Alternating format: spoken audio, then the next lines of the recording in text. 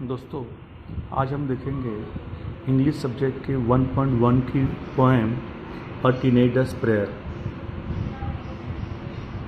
इसके पोएट है जे मॉर्स। दोस्तों, इस कविता में टीनेजर जो बच्चे होते हैं, टीनेजर मतलब जिनका एज 13 से 19 के बीच में होता है, 13, 14, 15, 16, 17, 18, 19, इस एज के बीच के जो बच्चे होते हैं उनके विचार, उनके मन में जो ख्याल आते हैं वह इस पोएम में एक्सप्रेस किए गए हैं। यहाँ पर जो टीनेजर बच्चा जो है वो कहता है कि each day brings new beginnings, decisions I must make. इसका मतलब ये होता है कि हर दिन नई शुरुआत लेकर आता है। एक टीनेजर बच्चे के जीवन में हर दिन नई शुरुआत लेकर आता है, लेकिन इस शुरुआत में, इस जीवन में निर्णय तो मुझे ही लेने पड़ेंगे। I am the only one to choose the road that I will take. और मैं ही वो हूँ जिसे अपने जीवन का रास्ता चुनना होगा, निर्णय मुझे लेना होगा। I can choose to take the road of life that leads to great success, or travel down the darkened road that leads to great distress। मतलब ये होता है कि हमारे जीवन में दो मार्ग आते हैं। एक तो मार्ग वो होता है जो हमें सफलता का सही रास्ता दिखाता है, और दूसरा रास्ता होता है जो हमारे जीवन को बहुत ही मुश्किल घड़ी में झकझोर देता है।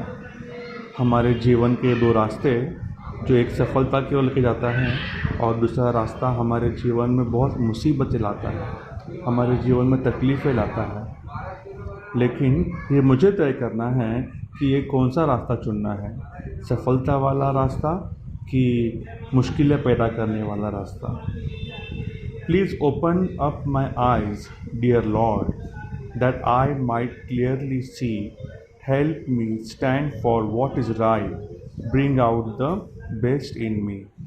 कवि भगवान से कहता है, उससे विनती करता है, हे भगवान मेरी आंखें खोल दे, मुझे कम से कम इतना तो ज्ञान दे कि मैं सही क्या है और गलत क्या है इसे चुन सकूं। मैं किसी भी तरह का भेदभाव न कर सकूं। मेरे मन में सारे विचारों के लिए, सारी चीज़ों के लिए समान विचार हो।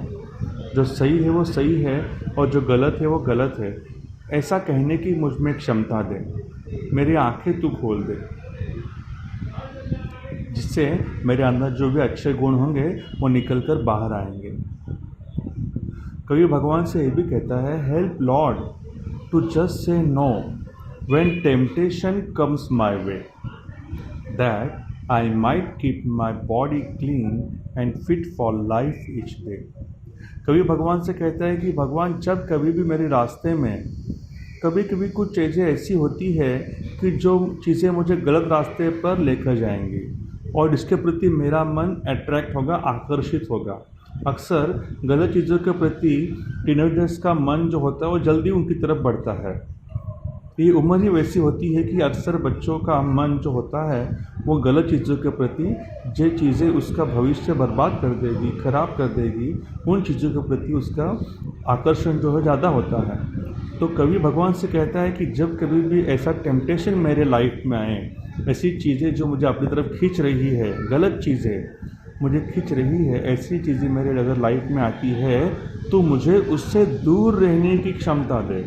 मुझे ऐसी ताकत दे कि मैं इन चीज़ों से दूर रह सकूं और आने वाले भविष्य के लिए, आने वाले भविष्य के हर दिन के लिए मैं अपने शरीर को स्वस्थ और स्वच्छ रख सकूं।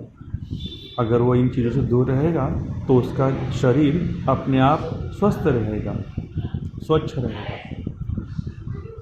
पोएम के लास्ट स्टैंजा में कवि कहता है, when my teenage years are over, I know that I will see that life is lived its very best with you walking next to me।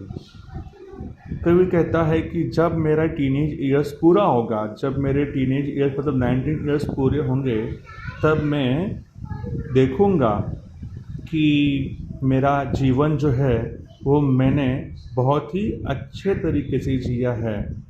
और हर बार जब जब मैं चला, मेरे साथ में, मेरे बगल में तुम थे। हे भगवान, मेरे साथ में तुम थे। ऐसा कहकर कवि यहाँ पर अपनी पोएम समाप्त करता है।